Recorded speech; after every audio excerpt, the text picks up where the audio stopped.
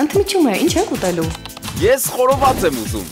Ես այնքան սոված եմ, որ մի ամբողջ հավի գրիլ կուտեի։ Ես գրիլ իշխան կուտեի։ Հավիդոշ գրիլի մեջ։ Ես խորովածով բրդուճ։ Գրիլ Էքսպրեսը հնարավորություն է ընձեռում նաև պատվիրել գրիլներ արտերկրից Հայաստան։ Դուք աշխատեք, իսկ մենք կրակենք համեղ ընդմիջում ձեզ համար։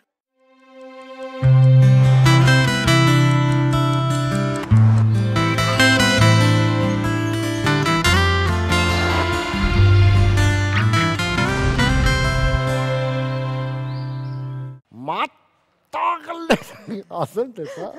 բարև դες սիրելիներս, մատաղլնի Սերգեյ Դանիլյանը եւ Վարդուհի Ալեքսանդրը 2 ժամվա ընթացքում։ 2 ժամ մատաղ ենք լինելու։ Այո։ Լավալի սիլերտայտողներ, այսօր առավոտը ձեզ հետ սկսում ենք իհարկե ես եւ Սերգեյ Դանիլյան, մի քիչ տարօրինակ Դանիլյանը, առաջիկա 2 ժամվա ընթացքում կփորձենք թեթևացնել ձեր ամենօրյա գործերը, լավ երաժշտությամբ, հետաքրքիր տեսանյութերով, հյուրերով։ Դե սկսենք։ Առաջի քայլը,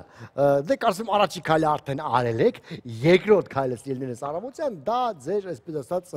սեղան գցելն է, հա։ Գցում եք սեղանը, այսպես հաց ու պանիրը եւ անպայման մի բաժակ թեյ եւ անցնում ենք գործին։ Այո։ Նախ կյանքի մի քանի իմաստություններ։ Գեղեցիկը տեսնում են նրանք, ովքեր կրում են այն իրենց ներսում, քանի որ կյանքը նման է մեծ հայլում, որում ամեն մեկը տեսնում է իր սեփական արտացոլումը։ Զգացել եք երևի թե այն մարդիկ, որոնք որ անընդհատ փնփնթում եւ դժգոհում են, թեկուզ եւ դժգոհելու տեղ ունեն։ Նրանք այնքան էլ գեղեցիկ չեն, այո։ Իսկ բոլորը ովքեր որ գոհ են եւ երջանիկ ավելի գեղեցիկ տեսք ունեն։ Այն ինչ տեղի է ունեցել առաջին անգամ, հավանաբար երբեք չի կրկնվի, բայց եթե միևնույն բանը տեղի ունենում երկրորդ անգամ, իմացեք, որ երրորդ անգամ կկրկնվի։ Այո, սիրելիներս, երկրորդ անգամ, հետո երրորդ անգամ, հետո հա կրկնվում եւ կրկնվում է։ Ես ցանկանում եմ, որպեսզի երկրորդ անգամ կրկնվի միայն ցանկալի եւ հաճելի բաները ձեզ հետ, որպեսզի ավելի լավ զգաք ձեզ։ Հիշեք, որ բոլոր ցանկություններն իրականանում են, իսկ մոլորվերը ինչ որ բան գտնելու լավագույն եւ ամենահետաքրքիր հնարավորությունն է։ Այո, միշտ բոլոր ցանկությունները իրականում են։ Դրա համար վատ բան մի ցանկացեք եւ դրա համար դիմացինին հայհոյելուց մի հատ մտածեք, իրականում դուք դա ուզում եք, որ կատարվի, թե ոչ։ Հոգեբանները վստահ են, որ դժբախտությունն անթույլատրելի շռայլություն է։ Կյանքը չափազանց կարճ է բացասական զգացողությունների համար։ Իսկ կյանքի ամենակարևոր բառերը մարդիկ սովորաբար լռում են, լռությամբ են ասում։ Այո, սիրելիներս, ինչպես ասում են, ես քեզ հետ խոսելու բան չունեմ, լռելու առավել եւս։ Ապրես, Սերգեյ Դանիլյան 21-րդ։ Ամեն ինչ միշտ լավ է ավարտվում, հակառակ դեպքում դա իհարկե վերջը չէ, պետք է մի պահ լռել, այնուհետև շարունակել։ Սա է մեր առավոտյան խորհուրդը։ Մի պահ լռեք եւ շարունակենք։ Այո։ Անցնենք ամենօրյա օգտակար գործերին իհարկե։ Գիտնականները պարզել են, որ մարզումների ընթացքում երաժշտություն լսելը պարապմունքների արդյունավետությունը մեծացնում է 20%-ով, այսինքն գործում է բնական խթանիչի նման։ Սիրում ես ֆիզիկական վարժությունների ժամանակ նաև երաժշտություն։ Ֆիզիկական վարժությունների ժամանակ երաժշտություն չեմ սիրում ես։ Ես ուղղակի սիրում ֆիզիկական վարժությունների, բայց երաժշտություն միշտ մտքից մեջ եմ երգում։ Այո, նոր հասկացա, որ քո ասած ինչ որ ճշմարտություն կա։ Իհարկե, ռիթմիկ երաժշտություն նաև տրամադրություն է բարձր։ Այն հարցին, թե ո՞ն է երաժշտություն լսելու գլխավոր նպատակը, հարցվածների 60%-ը պատասխանել է ֆոն է ապահովում, 50%-ը նշել է, որ այն հաճելի մթնոլորտ է ստեղծում, 35%-ը վստահեցնում է, որ երաժշտությունը կյանքին դինամիկ ռիթմեր է հաղորդում, իսկ 30%-ն էլ օգնում է հանգստանալ։ Այո, հետաքրքիր է, թե ինչպես ստեղծվեց առաջին երգը, առաջի երաժշտությունը։ Ուղղակի մարդիկ երևի մռնչում էին քթի տակ եւ հասկացան, որ դա կարող է լինել Եվ ցնցուղի տակ, Սերգեյ ջան, ոմանքել, այո։ Եվ ցնցուղի տակ։ Օրինակ, մեր շոու բիզնեսի մեծամասնությունը այդպես միշտ էլի մռնչում է քթի տակ եւ ես թվում է, որ դա երաժշտություն է, այո։ Որ չասեր չէր կարող, չէ։ Լավ, այժմ առաջարկում ենք բարձել, թե որ տարբերակի կողմնակիցն եք դուք։ Երաժշտություն լսենք, իհարկե բարձրացնենք տրամադրությունը, երաժշտություն լսենք նաեւ թեյ եւ սուրճի հետ միասին։ Եվ այսպես աջ ոտքով զարթնեք եւ դրեք այն գետին, զարթնեք եւ լսեք երաժշտություն։ Անպայման կվերադառնանք։ Գնացինք։ Հույց։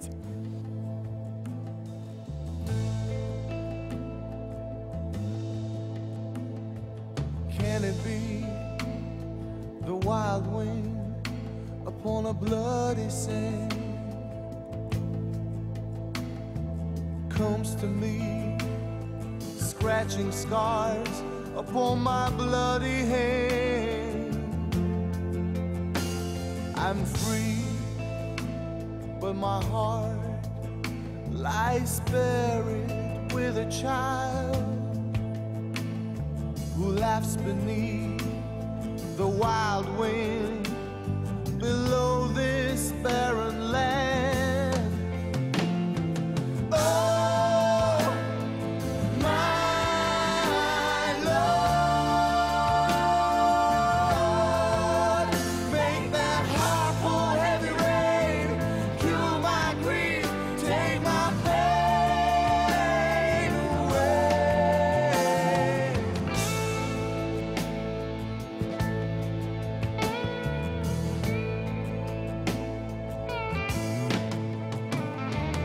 dying tree. Once grew high to the sky, gave shade and shelter to me, flourished in the sky. But man came in and cut it down, and now it lingers on the ground as a memory for what this land used to be. Oh, my Lord,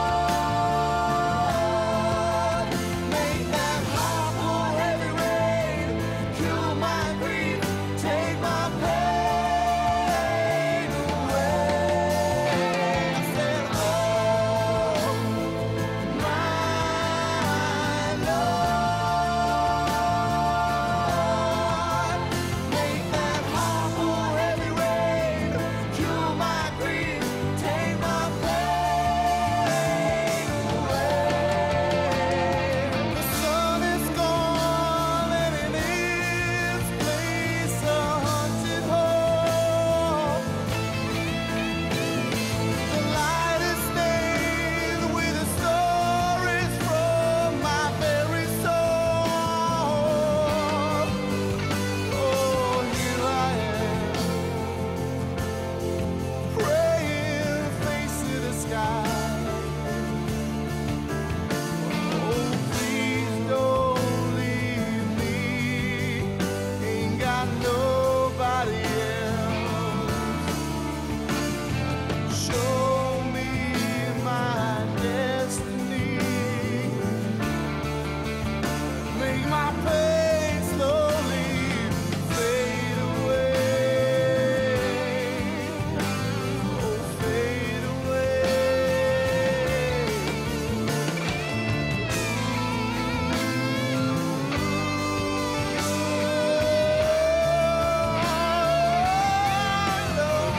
Oh, my Lord,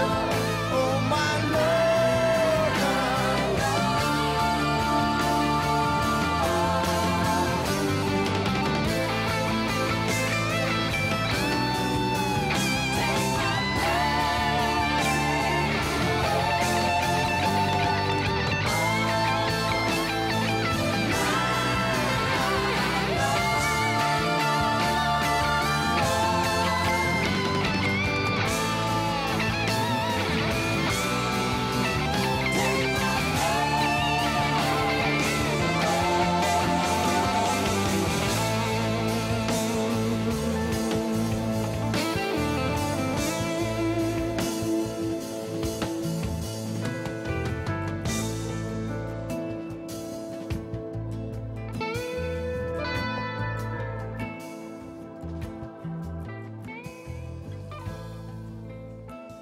Բրավո Սուրեն Արուսամյանին, սիրով ողջունում ենք եւ իհարկե սպասում Սուրենին հայրենիքում։ Նրա կարիքը միշտ մենք զգում ենք այստեղ։ Այո, բայց ոչ չգալ ոչինչ,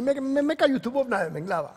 Սերկի խելքն ասեմ։ Հետաքրքիր փաստեր բնությունից։ Կուբայում անձրև տեղում է միայն սիեստայի, ցերեկային հանգստի ժամերին, իսկ Թայլանդում միայն գիշերը։ Լավ է, չէ՞։ Մարդացին միանգամից կարող են հաշվարկել, թե երբ է անձրև գալի։ Մեզ մոտ անձրև գալը երբ ուզում է, ընդհանրապես մեզ մոտ ով ինչ ուզում անում է, բայց երկիր է։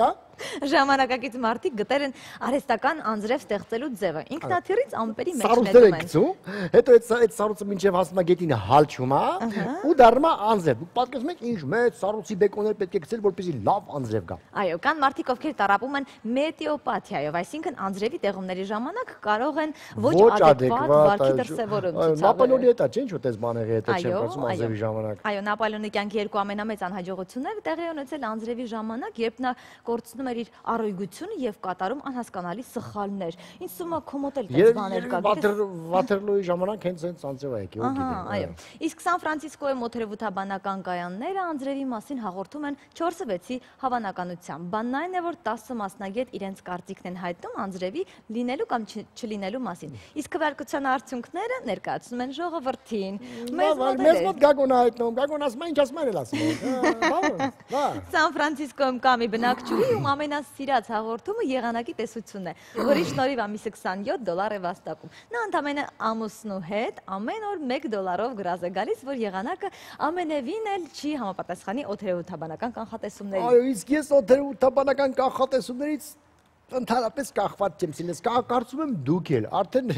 ժամանակն է, որպեսզի մենք կախված չենք մենք հիմա կարող ենք օդից։ Հենց այս բանը կարող ենք գրազ գալ, Սերգեյ ջան, եւ այո։ Անձրև է գալու։ Անձրև օրվա երկրորդ կեսին։ Չի գալու ընդհանրապես։ Բայց ինչի վրա են գրազ գալիս։ Հետո կասեմ։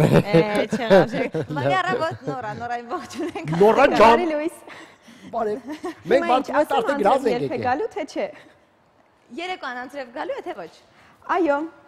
Էնպես Բացոնի ասա, այ չգիտեմ ինչ եմ ուղղակի։ Բայց ինչ որ ես եմ մտածի համեմ դեպքում համ քո դեպքում ես եմ շահում։ Չեմ ուզում, ավելի վայս պարտվեմ, քան քո մտքին։ Լավ լսենք օրվա եղանակը։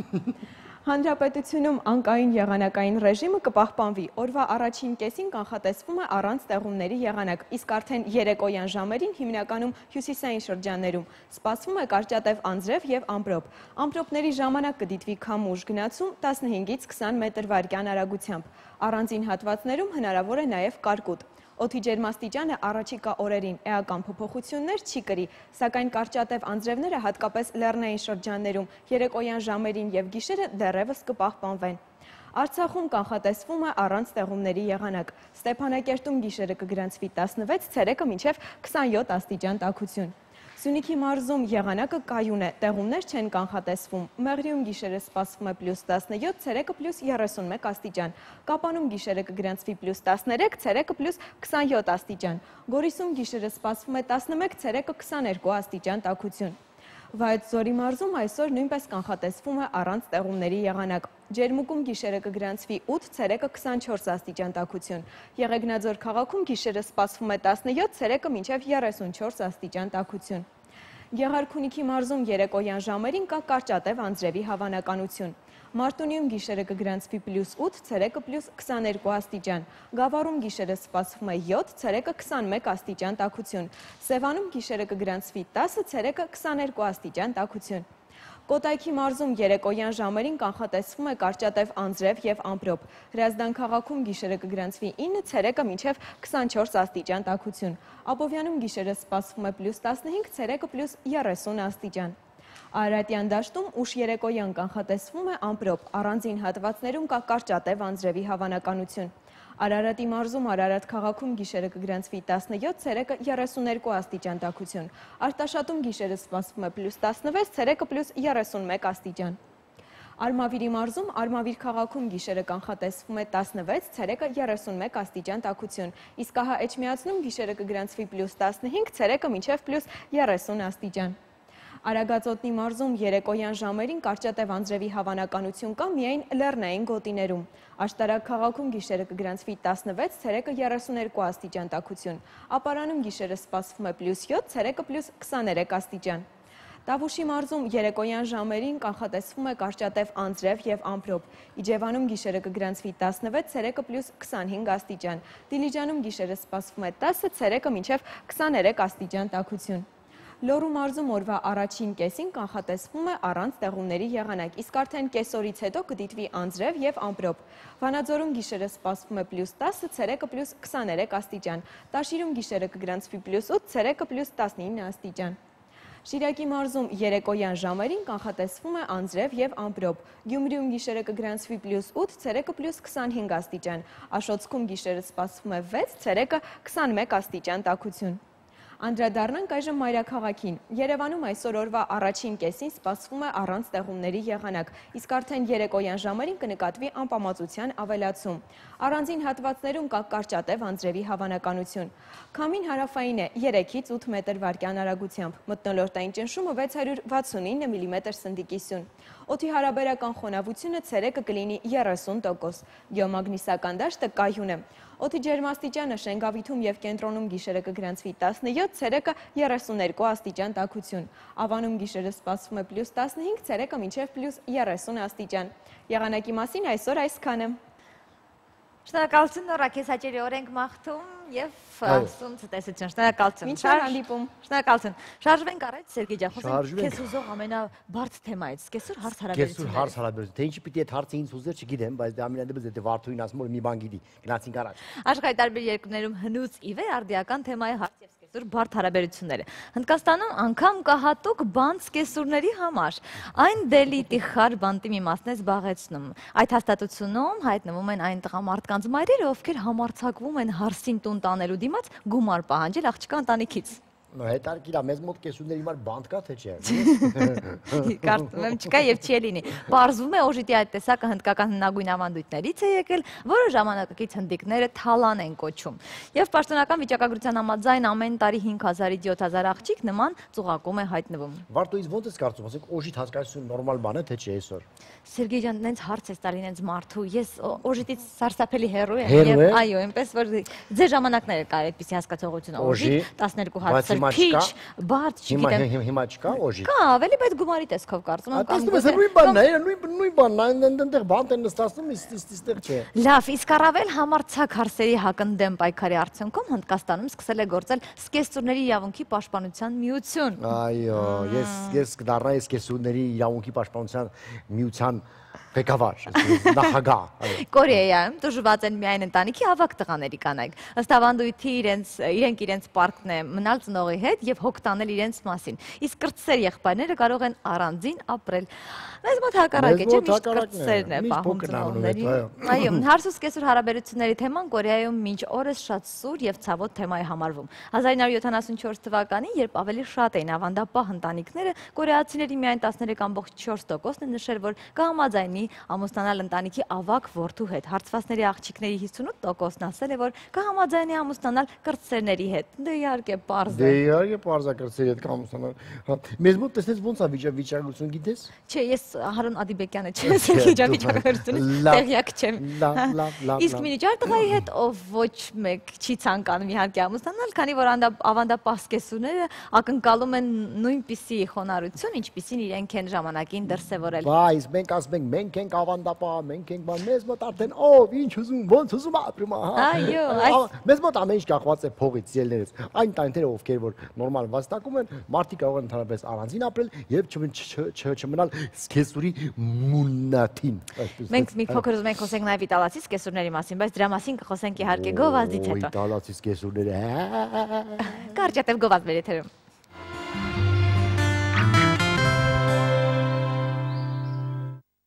Իսկ հիմա ինչպես դες խոսք ենք տալի, խոսենք իտալացի սկեսուրների մասին, որոնք մեզ սկեսուրներից գրեթե ոչինչով չեն տարբերվում։ Իտալացի սկեսուրների մասին առասպելներ են հյուսվում։ Այսպիսի այդ երկրում սովորական երևույթ է սկեսուրի ակտիվ մասնակցությունը որդու եւ հարսի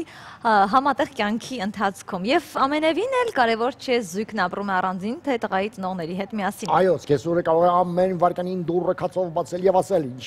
ինչը որտեղ, ինչու եւ ինչպես, այո։ Չէ, Սերգեյ, իտալացի սկեսուրները սիրում են թելադրել իրենց հարսներին, ինչ հագնել, ինչպես դիմահարդարվել, ինչ գումարներ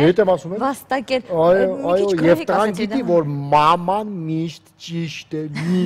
այո։ Ընդ որում, եթե հարսն ուշադիր լսի, բայց չկատարի պահանջը, սկեսուրի բարկությունը չափ ու սահման չի ճանաչի։ Այո,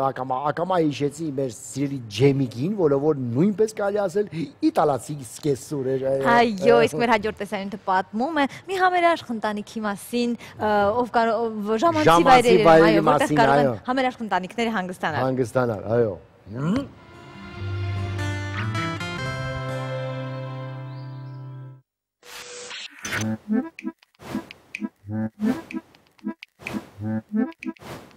Անսպար զվարճան կան նկարագրելի հույզեր դրախտային հանգիստ ողջ ընտանիքի համար։ Ամենագրավիչ զվարճանքի այգիների մասին հաջորդ թիվ։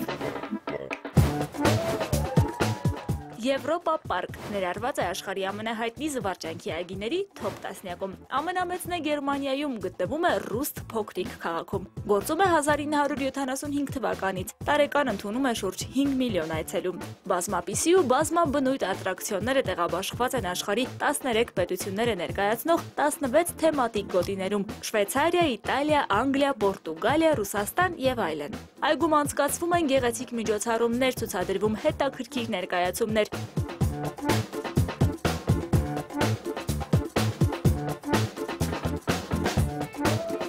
Տարածքում կան յուրահատուկ իրերի եւ հուշանվերների խանութ-սրահներ, սրճարաններ ու խաղասրահներ։ Եվրոպա այգում է գտնվում 73 մետր բարձրությամբ, 127 կիլոմետր ժամանակությամբ ամերիկյան ոլորանը, որն ամենամեծն է ողջ Եվրոպայում։ Իդեպ մինչև 11 տարեկան երեխաներն իրենց ծննդյան օրերին կարող են անվճար օգտվել այգու բոլոր ծառայություններից, իսկ մինչև 4 տարեկան երեխաների մուտքը անվճար է։ Մեծահասակները պետք է վճարեն 42 եվրո։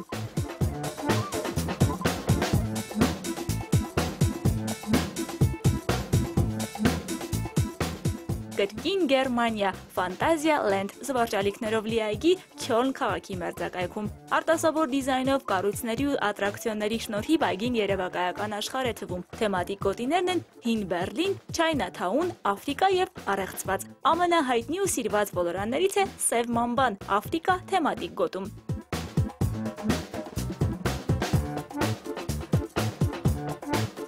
Խաղաղ հանգստի սիրահարներին խորհուրդ է տրվում զբոսանք նավակներով, վալսերի հնչյունների ներքո։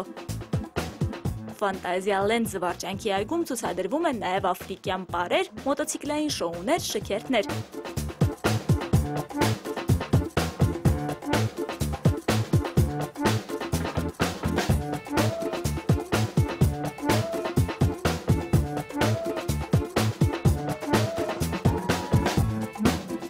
Մուտքի արժեքն է 35 եվրո։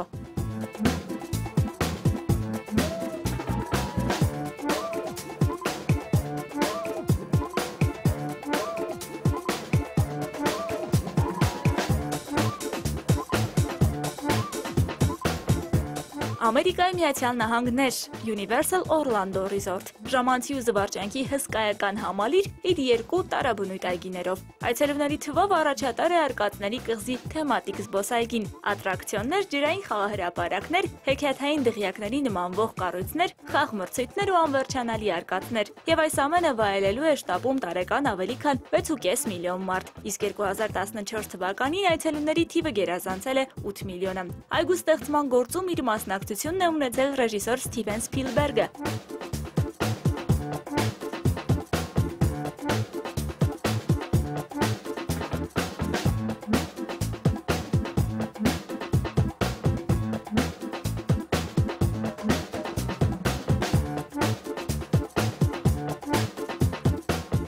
Island of Adventure այգու ամենասիրելի վայրը թերևս 2010 թվականին կառուցված Հարի Փոթերի կախարդական աշխարհ թեմատիկ գոտին է։ Հայտնի հերոսի ֆիլմերին ու գրքերին հնարավորինս մոտ կառուցված պարագաներ, դղյակներ, խորհրդավոր սրահներ, գրասենյակներ ու էլի ինչ ասես։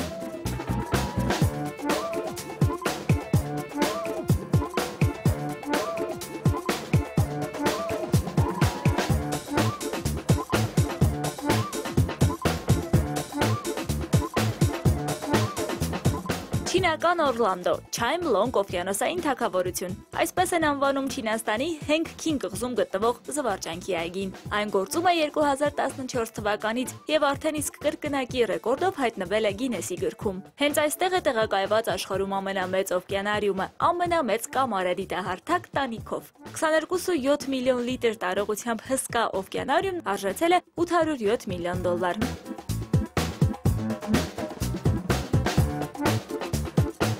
Օվկիանոսային այգու տարածքում կա նաև շքեղ թեմատիկ հյուրանոց եւ 13 տպավորիչ ռեստորան։ Մի խոսքով 132 հեկտար տարածք եւ ծով զվարճություններ, ջրային ատրակցիոններ, անսպասելի ոլորաններով բլրակներ, կինոթատրոններ, կրկես ու անմոռանալի ջրային շոուներ։ Այգու սեփականատեր Chime Long Group ընկերությանն է պատկանում նաև Chime Long Paradise զվարճալիքների ամենամեծ այգին Չինաստանում։ Գուանգժոու քաղաքում գտնվող զբոսայգին գործում է 2006 թվականից, օրական հյուրընկալում է 50-ից 80 հազար այցելու։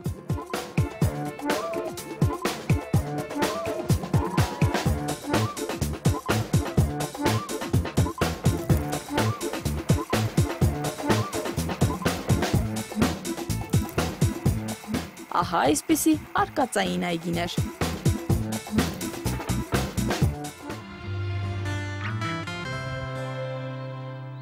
Վարդուհի ջան, սիրում ես ատրակցիոններ։ Իրականում հա, ես ադրենալին եմ այսպես։ Ես կարծում եմ ադրենալինի չափաբաժինը ես ապահովում եմ քեզ համար։ Դու մի ասեի, հետո հաղորդումից հետո գնում ես ցույց ֆռալ բան։ Իսկ դու չես սիրում Սերգեյ, թե ձեր ժամանակ են ձիուկներն էր։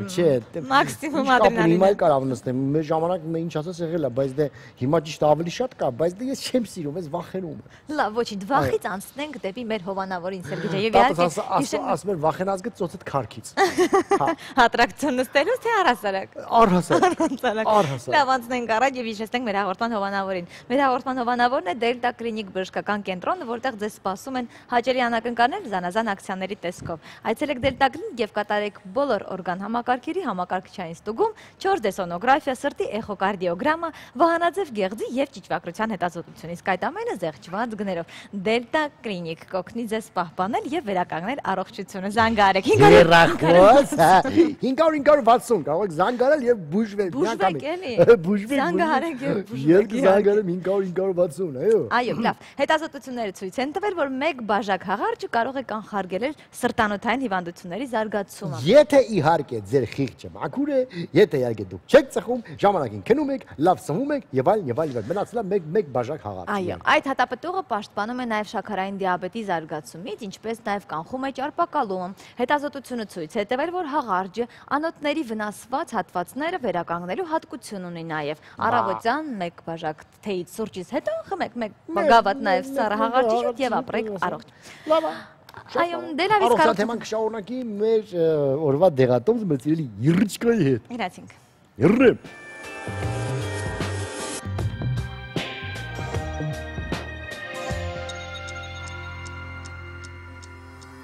Բարի լույս, շագանակագեղձի ադենոմը այն կյանքի որակյակման ամենահաճախ հանդիպող պատճառներից է, որը հանդիպում է 50 տարեկանից բարձր տղամարդկանց մոտ։ Ըստ վերջին տվյալների շագանակագեղձի ադենոմայով տառապող տղամարդկանց 70%-ը ունեն նաև պոտենցիայի խանգարում։ Մանրամասները Գրիգոր Խաչատրյանի հետ, բարև ձեզ։ Բարի լույս։ Նախ ներկայացնենք շագանակագեղձի ադենոման ինչ խնդիր է։ Շագանակագեղձի ադենոման կամ շագանակագեղձի բարորակ հիպերպլազիան դա օրոլոգիական հաճախակի հանդիպող հիվանդություն է, որը հիմնականում պահանջում է տարիք, սա տարիքային հիվանդություն է։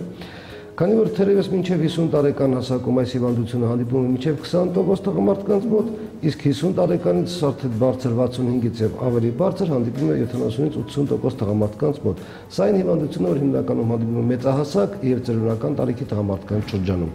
Պատճառները որոնք են ու ինչու է նաև երիտասարդների մոտ հանդիպում։ Պատճառները շագանակագեղձի առաջացման թերևս բազմաթիվ են, այստեղ կարելի է խոսել հիմնականում իհարկե անդրոգեն փոփոխությունների մասին, տարիքային անդրոգեն փոփոխությունների մասին, որոնք հիմնականում առաջանում որպես կանոն 50 տարեկանից հետո, սա ունի մի շարք պատճառներ, պատճառներից թերևս ամենատարածվածը բացի անդրոգեն տարիքային փոփոխությունից նաև բորբոքային պրոցեսների արկայությունն է, որոնք երկար ժամանակ ստորին միզովեներում բորբոքային քրոնիկ հիվանդությունները չեն բուժվում, չեն դիագնոզում, որ հետևանքով ավելի արագանում է շագանակագեղձի ադենոմա առաջացումը տարիքային խմբում։ Սա այն հիվանդությունն է, որ թերևս խուսափել անհնարին է, ինչպես կանայք ունեն պաուզա, մենոպաուզա, այնպես էլ երբեմն կոպիտ անվանում են դա որպես տղամարդու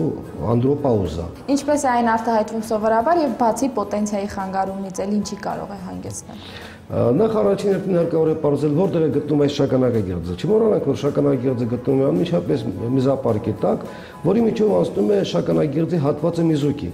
Տարիքի հետևանքով, որ անատոմիական փոփոխություններ առաջանում գեղձի շրջանում, միզոկին սկսում է սեղմել կողքից առաջացող արդեն հանգույցները, ադենոմատոզ հանգույցները, որոնք ստեղծում են այս հիվանդության ժամանակ։ Հետագայում այս հանգույցները մեծանալով նեղացնում են շագանակագեղձի միզոկային հատվածը, որը դժվարացնում է, ստեղծում է խոչընդոտ մեզի արտահոսքի համար, որը դժվարացնում է միզոլու պրոցեսը։ Այսինքն հիմնականում այս հիվանդություն հիմնականում իհարկե արտահայտվում է միզարտազատման խանգարումներով։ Շագանակագեղձի ադենոման ինքը վտանգավոր հիվանդություն չէ, սակայն անհրաժեշտ է ժամանակին դիմել ախտորոշելու համար, քանի որ քիչ չեն նաև տարածվածությունը շագանակագեղձի չարորակ ուռուցքի։ Դրա համար այս նման կարող է հանգեցնել ինքը չի հանգեցնում։ Ուղղակի կա սկզբանե չարորակ ուռուցք, կա սկզբանե շագանակագեղձի ադենոմա, սակայն երբեմն դրանք տարանջատելը դժվարանում են, որի պատճառով անհրաժեշտ է լինում դիմել մի շարք այլ մեթոդների, ինչպիսին է ասեղնային բիոպսիան, կոմպյուտերային տոմոգրաֆիան եւ այլն, որպեսզի կարողանան տարանջատել շագանակագեղձի չարորակ ուռուցքը ադենոմայից։ Եվ քանի որ դուք նշեցիք, որ այս խնդիրը իրականում անխուսափելի է շատ տղամարդկանց համար, մենք կան քայլեր, որ կարող ենք մինչև առաջանալը ձեռնարկել, որպեսզի հնարավորինս ուշ բախվեն տղամարդիկ այս խնդրին։ Այո, իհարկե, առաջին հերթին պետք է չմոռանալ, որ 40-45 տարեկանից հետո տղամարդը պարտադիր մեկ անգամ պետք է զնվի ուրոլոգի մոտ։ Ժամանակին պետք է ախտորոշվի ստորին միզուղիների քրոնիկ բորբոքային հիվանդությունները եւ բուժվի լիովին, վարել առողջ ապրելակերպ, հեռու մնալ նստակյաց կյանքից եւ իհարկե կարևոր հանգամանքներից մեկը նա է, որ երբ որ արդեն գոյություն են առաջին նշանները, հիվանդը պարտավոր է դիմելու բժշկի եւ անելու բժշկի խորհուրդները։ Սրանք հիմնական պրոֆիլակտիկ միջոցառումներ են, որոնք ուղղված են նրա համար, որպեսզի ժամանակին ախտորոշվի եւ ճիշտ բուժվի առանց բարդությունների։ Շնորհակալություն տեղեկատվության համար։ Իսկ մենք նոր տեղատոմսերով կրկին կմիանանք քիչ անց։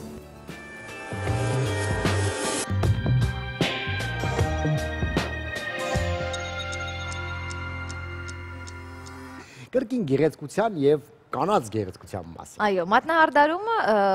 իհարկե ժամանակակից կնոջ արտաքին հարդարանքի կարևորագույն բաղադրիչն է, բայց պարզվում է, որ գեղեցկանալու այդ տարբերակն օգտագործում էին դեռևս հին Եգիպտոսում։ Մատնահարդարման Այո, մատները ճիշտ եղունգները դզում էին, այո։ Հինա էին դնում, այո, հիմա տղամարդիկ հինա այն որ սենց ինչ որ ոնց բացատրեմ ներկում են մատները։ Եթե խնան հիշում ես ինչ հա, հազարի հինան էլ մատների համար բան է։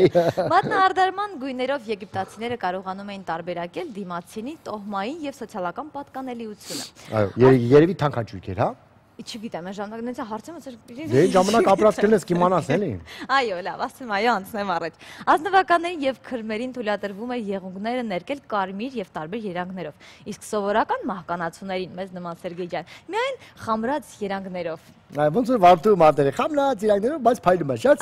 շատ սիրուն է բայց։ Հին Հունաստանում կար կոսմետ կոչվող մասնագիտություն, նրանց էին վստահում ազնվականների եղունգները ներկելու գործը։ Այդտեղից էլ առաջացել է կոսմետիկա բառը, այո։ Կոսմետիկա բառը ելնելս, այո։ Եղունգները ներկելու միջոցները իհարկե Եվրոպա եկել են միայն 16-րդ դարի երկրորդ կեսին, Եկատերինա Մեդիչի թագավորության տարիներին։ Այդ ժամանակ չէր կարելի եղունգները ներկել Սերգեյ ջան եւ պատժվում էին վառ գույներով չէր թույլատրվում, այո։ Եվ վառ գույներով պատժվում են։ Ես մի սիրել եմ, այսպես ասած, ոչ թե մանիկյուրը, այլ պեդիկյուրը, երբ որ ասենք ոտի մատերն են ներկում, այո։ Շատ 16-րդ դարում, այո։ Սերգեյ ջան, 16-րդ դարում ովքեր եղունգները ներկում էին, նրանց անգամ վառ գույներով եթե ներկում էին, այրում էին խարույկում։ Բա որ ոտերը ներկեին, պեդիկյուր անեն ինչքան էին, պատկերացնում եք։ Ինչ է ուզում պեդիկյուր, չեմ հասկանում։ Իսկ ուզած գույներով մատները ներկելու ազատությունը մարդկության գեղեցիկ կեսը ստացել է միայն 1932 թվականին։ Մեր տղամարդիկ են եղունգները սիրուն երկարացնում, այս վերևի այս ճկույտը որ կա, այսքան, այո, ասենց, հետո որ քորեն բան սենց անեն, տենց էլի, այո։ Մեր հաջորդ տեսանյութը պատմում է հետերոքրոմիայի մասին։ Հետերոքրոմիան ով է։ Աչքերի տարբեր գույների մասին է պատմում։ Ես վարդուրը ես բառը ասում։ Չեմ կարող։ Ես գովազից հետո գովազից ասում եմ պարզենք հետերոքրոմիա։ Լավ, գովազ մի աչքը կապույտ է, մյուսը կանաչ։ Քեզ նման։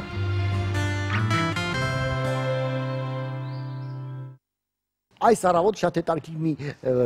խոսք բացահայտեցինք հետերոքրոմիա։ Վաղուց չենք խոսել հետերոքրոմիայի մասին։ Այս բանին արդեն կարող ենք դիտել տեսանյութ, որը հենց պատմում է հետերոքրոմիայի մասին։ Տեսնենք դա ինչ բան է, այո։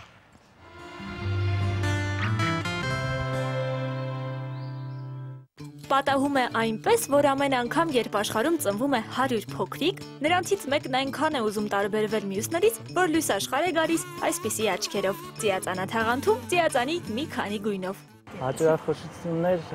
շատ եմ լսել, հիմնականում աղջիկների կողմից, դե հիմնականում աչքերի դաստիճ ասում էր։ Հնում նրանց կախարդներ էին համարում, հիմա կախարդում է միայն նրանց հայացքը։ Աչքերի տարբեր գույներ ունեցողներին անգամ վերագրում էին գերբնական կապ սատանայի հետ։ Երբ որ մոտենում են տեսնում են, չեն հավատում։ Բայց լինում են մարդիկ, որ անտարբեր են լինում, ասում են աչք է, իմ համար էլ աչք է։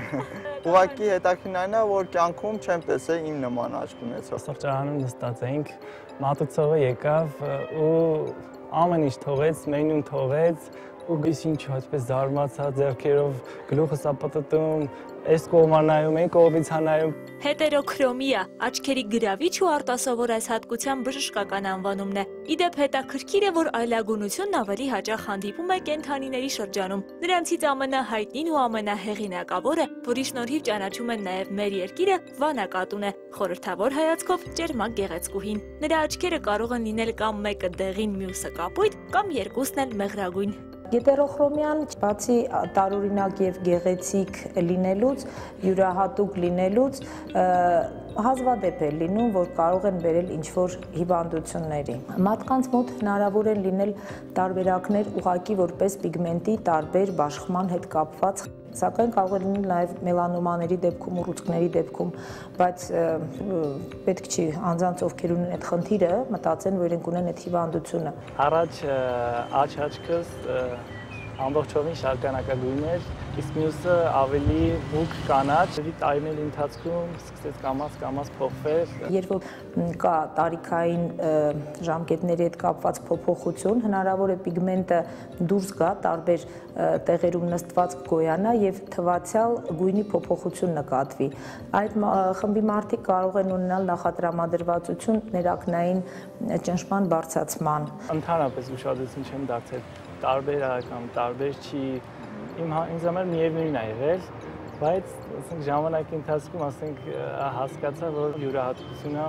Ու քանի որ դու աշխարհ եկար տխրությունից, թող քո անունը լինի Տրիստան։ Շատերը գիտեն Իզոլդայի եւ Տրիստանի գեղեցիկ սիրո պատմությունը, մինչդեռ քչերն են լսել, որ Տրիստանին էլ ավելի են գրավիչ դարձնում նրա աչքերը, որոնք նույնպես տարբեր գույն ունեին։ Եթե շատերը մինչ օրս գումարներ ու ժամանակ են ծախսում արտասովոր ու վառ երևալու համար, մյուսները պարզապես այդպես ծնվում են եւ նրանց չնկատելն ուղղակի անհնար է։ Սկզբում զարմանալի են, հետո հետաքրքիր եւ միշտ գեղեցիկ։ Նելի Մովսիսյան, Արտակ Մարտիրոսյան, Առավոտը շանթում։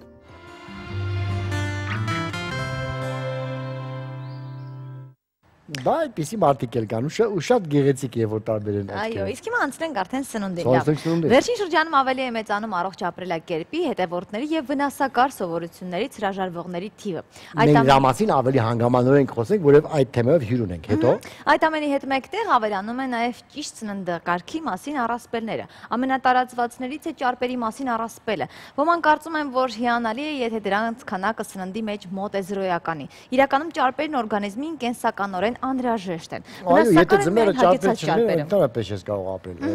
Իսկ երկրորդ թյուր կարծիքը վերաբերում է մրգերին։ Շատերը մտածում են, որ դրանք ցանկացած տեսքով շատ օգտակար են։ Իրականում հյութերը գրեթե չի պահպանում արժեքավոր շատ նյութեր եւ վիտամիններ։ Այո, ճարպերը շատ պետք են, դրա համար մեր հայ տղամարդիկ ճարպերը հավաքում են որովայնի շրջանում, իսկ կանայք ճիշտ հակառակ շրջանում։ Այո, այս բոլոր հետաքրքիր հարցերի շուրջ իհարկե կխոսենք մեր սննդաբանի հետ, որը արդեն մեր տաղավարում է, բժիշկ բարի առավոտ, Աննա Մարտիրոսյանին սիրով ողջունենք մեր տաղավարում։ Բարև ձեզ, ինչ լավ է, որ նիհար գեղեցիկ սննդաբան ունենք այսօր, այո։ Հաճախ խոսում են նիհարելուց, բայց գերմարտի։ Ինչպես է ձեզ հաջողում գեղեցիկ կազմված պահպանել։ Իհարկե ճիշտ սննդակարգը, ֆիզիկական ակտիվությունը միանշանակ, որտեղ յուրաքանչյուր կին, ինձ թվում է 30-35 տարեկանից բարձր կարգավիճակում արդեն պետք է մի փոքր մտածի, թե ինչ է ուտում, երբ է ուտում եւ ինչքան է ուտում։ Դուք հաճախ զրկում եք ձեզ համեղ ուտեստներից, քաղցրավենիքներից։ Հա, դժվար է, չէ՞։ Դե, հա։ Լավ, գանք ճարպերին, խոսեցինք, որ ճարպերը վնասակար են։ Մի քանի խորհուրդ տանք մեր կանանց, ինչպես տարբերակել, ինչպես օրը պլանավորել եւ սննդակարգը իհարկե։ Ճարպային սննդակարգը նախ ամառվա այս շրջանում իհարկե այդքան է ցանկալի չէ, ինչու, որտեղ ճարպերը իրենք ինչի համար են, իրենք էներգիայի աղբյուր են, ամենակարևորը։ Տաք ժամանակահատվածներում ամառը այդքան շատ ցանկալի չէ, որ մենք ճարպերի հագեցված հատկապես ճարպերի մասն է խոսքը, որ շատ օգտագործենք, որտեղ մարսողությունը ծանրանում է, մենք մի փոքր ավելի ծանր ենք մեզ զգում։ Առանց դրա շոկ եղանակին մարսողության ընթացքը մի փոքր ավելի ծանրացած եւ դժվարացած է ընթանում։ Հոգնածության խնդիրները կարող են առաջ քաշվել։ Բնականաբար չեմ կարծում, որ որևէ մեկը հաճույք ստանա ամառվա շոկին խաշլամա ուտելուց կամ ինչ-որ ծանր։ Այո, բայց շատերը հրաժարվում են ավելի շատ, մանավանդ երեկոյան, որտեղ ծանրամարսությունը միանշանակ մեզ կխանգարի գիշերվա ժամանակ եւ մենք մեզ վատ կզգանք միանշանակ։ Ճարպային սնունդը ավելի ցանկալի օգտագործել ցուրտ սեզոններին, ավելի ձմռան ժամանակ, երբ որ մեզ էներգիա միանշանակ պարտադիր պետք է, եւ մի փոքր մենք կարող ենք նույնիսկ գիրանալ ձմեռվա սեզոններին, իսկ ամառը պետք է մի փոքր ավելի լիցքատապվել, որտեղ շոկը մեզ կխանգարի, մեր մարսողությունը ավելի կծանանա, մենք մեզ ավելի վատ կզգանք։ Գիտեք, կա այսպիսի կարծիք, որ շաքարը ընդհանրապես պետք է քիչ օգտագործել, հնարավորին չափ հանել սննդի, բայց շատ են քիչ խոսում մեղրի մասին։ Ասենք, ինչպես է կարծում, մեղրը կարող է 100% փոխարինել շաքարին։ Եվ եթե մարդ, ասենք, նույն թեյի մեջ մեղր գցի, չգիտեմ, քաղցրավենիքների տեղը մեղր ուտի, դա որոշապով կօգնի իրեն։ Նայեք, ասեմ, որ մեղրը նախ, եթե մենք ավելացնենք եռացրած թեյի մեջ, արդեն իր բնական եւ կարեւոր արժեքները կորցնում է։ Քաղցրացնելու առումով, միայն քաղցրացնելու իմաստով։ Այո, քաղցրացնելու, թեկուզ։ Մի փոքր քանակով, բայց միևնույնն է, տակի մեջ չի կարելի, որտեղ ինքը հակառակը ստանում է ավելի վնասակար ազդեցություն, հենց շաքարի մասն է խոսքը։ Շաքարը ինքնիստինքյան օրգանիզմին անհրաժեշտ չէ։ Մենք կարող ենք փոխարինել դա ֆրուկտոզայով, այսինքն ստանալ մրգերի միջոցով եւ բնական մեղրի միջոցով 2 ճաշի գտալ օրական։ Դա մեզ լիարժեք բավարար կլինի։ Որտեղ մենք ածխաջուր ստանում ենք, պարտադիր չի ստանալ պարզ ածխաջուր, որը գլյուկոզան է հենց շաքարի միջոցով։ Մի փոքր քանակով իհարկե, այո, կարելի է, բայց չարաշահել չէ, որտեղ դա մեզ պետք չէ, իսկապես պետք չէ։ Այսինքն բոլոր նրանք, ովքեր որ քաղցրի պակաս ունեն, քաղցրակեր են, հա, մի գտալ մեղրը օրական իրենց նորմալ է։ 1-2 ճաշի գտալը, եթե չունեն իրենք հակացումներ եւ ալերգիաներ, իհարկե կարող է դա փոխարինել այն քանակը, որը մեզ անհրաժեշտ է։ Իսկ շաքարախտ հիվան, ով որ ունի շաքարի Էլի ասեմ, որ շաքարախտով հիվանդներին իհարկե սահմանափակումներ են եւ որոշակի հատապտուղները եւ մրգերը, որոնք ավելի շատ են պարունակում գլյուկոզա եւ ֆրուկտոզա, բայց մեղրը 1 ճաշի գտալ օրական, եթե դա բնական է, այս շաքարը ավելացված չէ, թույլատրվում է։ Ադիկոստիկ մրգերից արդյոք օրվա տարբեր ժամերին կարելի է մրգեր օգտագործել եւ ինչ չափաբաժնով։ Հիմա բնականաբար սեզոնային է, երեկոյան քնելուց առաջ մարդիկ նախընտրում են միրգ ուտել, նոր քնել։ Ինչ խորհուրդ կտաք այդ մարդկանց։ Եթե խոսում ենք նիհարող անձանց մասին, միրգը նույն ֆրուկտոզան է, որը նույնպես կդառնա հետո կփոխանակվի, լյարդում կկուտակվի, կառաջացնի գիրացման խնդիրներ։ Բոլոր նիհարողներին խորհուրդ է տրվում մրգերը չուտել երեկոյան։ Նախաճաշի ընթացքում, ճաշի ընթացքում ոչ մի խնդիր չկա։ Օրվա ընթացքում մինչև ժամը 6-ը, որ մենք կարողանանք դա էներգիայի ձևով սպառել։ Երեկոյան, եթե մենք ուտենք միրգ, դա նույնպես գիրացող մարդկանց հակվածություն ունեցողների համար նույնպես կարող է ավելորդ քաշի սպառնալիք լինել։ Կան մրգեր, որ չի կարելի խառնել իրար հետ։ Կան ընդհանրապես մրգերը չարժի խառնել սննդակարգի հետ եւ հատկապես ինչ-որ հյութերի եւ կաթնամթերքի։ Հիմա հատկապես թութը մեր շատ սիրելի որը որ կա, թունավորումների պատճառ կարող է հանդիսանալ, եթե վրայից երեխաները պաղպաղակ ուտեն, կաթնային ինչ-որ մի թեկուզ յոգուրտները չարժի իրենց հետ խառնել, դիտարկել որպես առանձին սնունդ։ Միանշանակ, որպեսզի միկրոէլեմենտները եւ վիտամինները մենք լավ յուրացնենք, չխառնենք եւ ավելորդ մարսողական խնդիրների առաջ չկանգնենք, հատկապես երեխաների մոտ շոկ ժամանակ փորլուծության խնդիրներ կարող ենք ունենալ, ջրի օգտագործումը վրայից, հյութերի, կաթնային ինչ-որ սննդի, հատկապես պահպանողի։ Շատ ունենք այսպես սննդատեսակներ, հա, չգիտեմ, պահպաղակ, որտեղ ասենք ելակ կա, անգամ տատիները, ես հիշում եմ, անում են վարդ ձվածեղ, չգիտեմ, դուք հիշում եք, թե ոչ, դժվար թե հիշում եք, դուք եք հիշում, տեսնում եք, երբ որ ասենք ձվի վրա ինչ-որ մեղր էին լցնում ուտում, խառնել շատ ենք սիրում, բայց եւ դարերով այդպես մարդիկ կերել են եւ պարզվում է, որ դա լավ չի, հա, ասենք դա ասենք ոնց հասկանանք,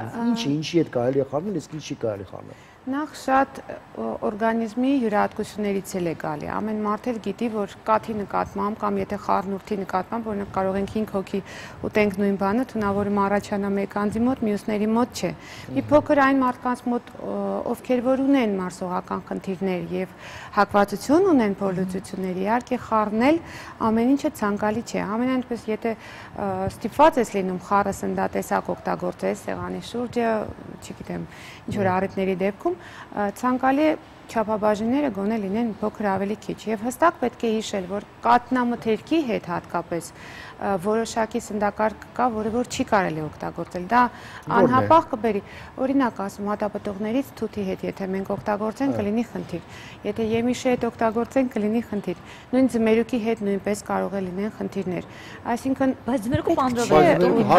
հաց պանիր ձմերուկ հայկական ժողովրդական չի, բայց կաթը այլ։ տարբերությունները միանշանակ կան։ Դիետաները կապ ունեն արյան խմբի հետ։ Հիմնականում ասում են, եթե առաջին խումբ եմ, այսպեսի դիետա եկա Կան տարածված նմանատիպ կարծիք։ դիետաներ, որոնք կապված են արյան խմբի հետ։ Դիետաները, չգիտեմ, ամենալավ երևի բիզնեսի հիմա բան են դարձել, Ձեր գործերը լավ է գնում այս ընթացքում։ Դիետոլոգների գործերը լավ է գնում։ Չէ, ես ձեզ ասեմ, առանձնակի դիետաներով ինչ որ ինտերնետում կա եւ տարածված են, որևէ բժիշկ, գաստրոենտերոլոգ կամ սննդաբան խորհուրդ չի տալի։ Ինչ են խորհուրդ տալի, ճիշտ սնվել, ճիշտ չափաբաժնով, ճիշտ հաշվել կալորաժը, բայց հատուկ նստել ինչ որ ինտերնետային դիետաներին, դրա համար պետք չէ գնալ բժշկի մոտ, ամեն անձ իր համը ընտրում է, բայց ինչքանով է դա ճիշտ, ինչքանով է թույլատրելի, ինչքանով առողջարար կլինի եւ օգուտ կտա թե չէ, այստեղ մի փոքր պետք է մտածել եւ Կարծես մոդայիկ դիետաներ կան, ասենք դիետա, որը պահում են իմբիրով կամ քյարավուզով կամ հացներ Կամ միայն միայն հանում։ ուտում են սպիտակուց, հա, միս եւ զու բանը դες։ Վնասակար են բավականին, մանավանդ նույն ամառվա սեզոնին սպիտակուցային դիետաները նույնպես թույլատրելի չեն, ինչու որովհետեւ սպիտակուցները շատ առաջացնում են նեղման խնդիրներ։ Նեղման խնդիրները ծանրացնում են մարսողությունը, այսինքն շատ սպիտակուցով ամառվա սեզոնին նույնպես ծանրաբեռներ, ստամոքսաղաքային միանշանակ մեզ վատ կզգանք։ Այսինքն միայն կաթ, միայն կեֆիր, միայն մածուն, հա։ Միայն մսամթերք, նաև, այսինքն սպիտակուցային սննդը, պատկերացրեք ամառը մենք ամբողջ օրը ուտենք միայն մսամթերք կամ կաթնային ինչ-որ խնդիր։ Ինչպես կմարսենք, բնականաբար ավելի վատ։ Միանշանակ, ամառը պետք է մտածել, հասկանալ ինչն ենք մենք ընտրում, ճիշտ կլինի մրգայինը։ Ծիրանը հրաշալի բան է։ Բայց գիրացնում է, չէ ծիրանը։ Գիտեք ոնց էլի նայած ինչքան ուտենք, նայած երբ ուտենք, կարծում եմ որ չէ ամեն ինչի չափի մեջ ուտենք, կլինի ամեն շատ լավ։ Անցյալ տարի չենք կերել։ Երբ որ թանգալինում հարցերը լուծվում են։ Շատ լավ։ Կարճատև գովազդից հետո մենք անպայման այս գեղեցիկ զրույցը կշարունակենք։ Այո։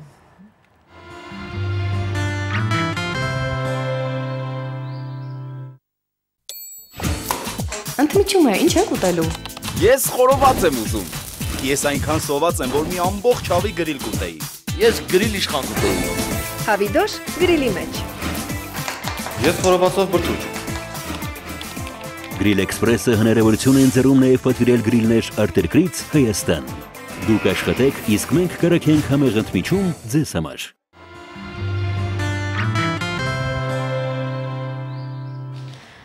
Սիլերսայտողներ հիշեցնենք, որ մեր հյուրն է սննդաբան Աննա Մարտիրոսյանը, մենք խոսում ենք դիետաներից։ Այո, շատ հետարքի թեմա է, աղջիկների մեջ տեղը նստել եմ եւ իրանք խոսում են դիետա, թե ոնց նիհարել։ Դե դավայ։ Այո, իրականում հիմա մարդիկ սննդակարգից անում են հացը, այն ինչքանով է կարևոր հաց մեր օրգանիզմի համար եւ արդյոք դիետաների ընթացքում հենց մենակ հացը հանելով կարելի է նիհարել։ Ես համարում եմ, որ հացամթերքից կարելի է հրաժարվել, ինչու, որովհետև հացամթերքը ինքն իրեն հիմա եթե մանավանդ ալուրը բարձր որակի, այսպես ասած, ոչ առաջի կամ ավելի չմշակված ցորենից է պատրաստված, որևէ սննդային բան չի էլ պարունակում, որտեղ ցորենը մշակվում է, կեղևը վերանում է եւ կարևոր վիտամիններից նա արդեն զրկվում է։ Իմաստը հացի նման ռաֆինացված հացի օգտագործումը որևէ առողջարար բան իրեն մեջ չի պարունակում, բացի նրանից պարունակում են բավականին նյութեր, խմորիչներ, որոնք որ ավելի են ծանրացնում մարսողությունը եւ վկնացնում են։ Եվ միայն հացամթերքը, հատկապես բարձր ալյուրից պատրաստված հացամթերքը, եթե մենք հանենք, չխոսենք նիհարելու մասին, այ հենց փոքր թեթևացնելու լավ զգալու։ Անձանմիջապես զգում է, որ ինքը բավականաչափ իրեն լավ է զգում։ Իսկ կան սիտուացիաներ, երբ որ ստամոքսաղաքային տրակտը վնասված է, հիվանդ է եւ հացամթերքը պարունակելով գլյուտենը, որը որ հատուկ նյութ է, որը ցորենազգիների մեջ է պարունակվում, ավելի է վատացնում մարսողությունը եւ լորձաթաղանթը աղիքների։ Եվ երբ որ մենք միառժամանակ հանում են, այդ դիետաները կոչվում են, դրանք ոչ թե նիհարելու համար են, այդ դիետաներ, որոնք բուժիչ նպատակով ենք նաև տալիս, կոչվում են էլիմինացիոն դիետաներ, այսինքն մի որոշակի տեսակ մենք սննդակարգից վերացնում ենք եւ 14-21 օրվա ընթացքում հիվանդը անձը իրեն բավականին լավ է զգում։ Ես զգացել եմ, որ հացը որքան ծանր է լինում, այնքան ավելի որակով է։ Միանշանակ, թեթև ռաֆինացված հացերը, այդ դոկա հացերը կամ փչված հացը, սև հացեր կան, որոնք որ լավ ծանր են, իսկ սունակայիթ հացը ավելի են դրա։ Սև հացի հետ կապված, ես ինչքան գիտեմ, մի փոքր խնդիր կա, այսինքն իսկապես դա սև հաց է, թե ներկանյութ է, թե ինչ-որ բան է։ Գույնը ներկվում է։ Էդ էլ պետք է մտածել մտածել, թե ինչ կարգի է։ Կան հացեր, որոնք պատրաստվում են հնդկաձավարից օրինակ, դրանք շատ օգտակար են, այսինքն ինչքան չմշակված լինեն, այնքան սննդարար նյութերը մեջը շատ կան։ Եթե ռաֆինացված, սպիտակ, փչված, ախորժելի տեսք ունի, հանգիստ կարող են հրաժարվել։ Հացի բացառելը օրգանիզմից չի զրկում մի շարք վիտամիններ։ Բացարձակ։ Եթե դա ռաֆինացված հացի մասին է խոսքը, լիարժեք կարող ենք հրաժարվել ու որևէ խնդիր չունենալ։ Եվ կնիհարենք եւ մարսողությունը միանշանակ կլավանա։ Իսկ ասեք, երբ ասում են, որ այ լավ է լավաշ ուտել, քան հաց ուտել։ Լավաշը նույնպես, եթե բարձր որակից է, էլի քանակի խնդիրն է։ Նիհարող անձանց համար ճիշտ կլինի լավաշի անցնել, որտեղ դու չես կարող մի հատ մի կիլո լավաշը միանվագ ուտես, հա, քանակի առումով ուտես շատ ավելի քիչ։ Եթե խմորիչ չլինի, կլինի ավելի լավ, ավելի թեթև, որտեղ մարսողությունը խմորիչներով ավելի ծանրանում է։ Պատմում ենք 4000 տարի մոտարապես եւ ստեղծում ենք ալուր հրաշալի հաց ունենք եւ ուտում ենք։ Հիմա չգիտես թե ում բորբոքված երևակայության մեջ ծնվեց այդ միտքը, որ պետք է ալուրը անպայման հարստացնել եւ հարստացնել այսինքն ես չունեմ որպես քաղաքացի այլ ընտրանք, ասենք, ուտել ուրիշ հաց, հա։ Նորմալ է թե նորմալ չի, ինչու համար են դա անում, ինչի դա դու որպես բժիշկ ասեք, հա։ Գիտեք, այդ հացին, այո, ֆոլաթթու երկաթ հիմնականում մի շարք այլ վիտամիններ կարող են հարստացնել, դա ծրագիր է, որը UNICEF-ի հետ միասին է արվելու, հարստացումը ալյուրի գնում է մի շարք երկրներում, մենք բացառություն չենք լինելու, շատ քանակով երկրներում դա արդեն կա, ինչքանով է ճիշտ մի փոքր բարդ է ասել, ինչու, որովհետև ես անձամբ համարում եմ, եթե ֆոլաթթվի հետ, ֆոլաթթվի մասին են ավելի շատ խոսում, որը որ ֆոլաթթուն շատ կարևոր մի վիտամին է, որը որ անհրաժեշտ է մեզ, հատկապես երեխաներին եւ հատկապես հղի կանանց դեֆիցիտը ֆոլաթթվի կարող է բերել երեխայի պտղի նյարդային խողովակի զարգացման խնդիրներ։ Բերում են շատ մեծ քանակով, իրոք բերում են։ Դրամահղիներին որպես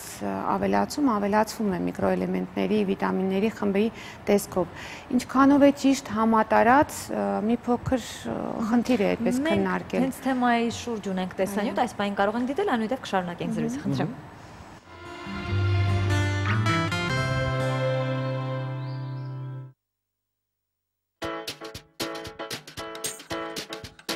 Հաց հայերիս դեպքում այն օրվա սննդակարգի մեծ մասն է կազմում։ Հացով պանիր, հաց ու սոխ, երբեմն նույնիսկ հաց ձմերուկով։ Հաց թխելու համար անհրաժեշտ է ալյուր, իսկ վերջին շրջանում որոշվեց առողջարար հաց ունենալու համար պետք է ֆոլաթթվով հարստացված ալյուր, ֆոլաթթու կամ B9 վիտամին, դեղամիջոց, որ վաճառվում է դեղատանը, սակայն այդ դեղամիջոցով այսօր աշխարհի 250 երկրներից 82-ը հարստացնում է իր երկրի ալյուրը։ Այդ 82 երկրների մեծ մասը Աֆրիկայի, Լատինական Ամերիկայի, Ասիայի եւ Խաղաղօվկիանոսյան ավազանի երկրներն են։ Հայաստանը հավակնում է դառնալ 83-րդ երկիրը։ Իդեպ, ֆոլաթթվով հարստացման այս նախագիծը առաջինը ներդրվել է ԱՄՆ-ում եւ Կանադայում։ Իսկ ԱՄՆ-ն եւ Կանադան ենթաստամոքսային գեղձի, ուղիղ աղիքի եւ հաստ աղիքի քաղցկեղի ամենաբարձր ցուցանիշն ունեն այսօր աշխարհում։ Նոր Զելանդիան եւ Դանիան եւս առաջատարի դիրքերում են, սակայն Դանիան որոշեց ու արդեն հրաժարվել է ֆոլաթթվի կիրառումից։ ԱՄՆ-ի բնակիչները 2015 թվականի փետրվարին ֆոլաթթվից հրաժարվելու պահանջով սպիտակ տանն ուղված ստորագրահավաք սկսեցին։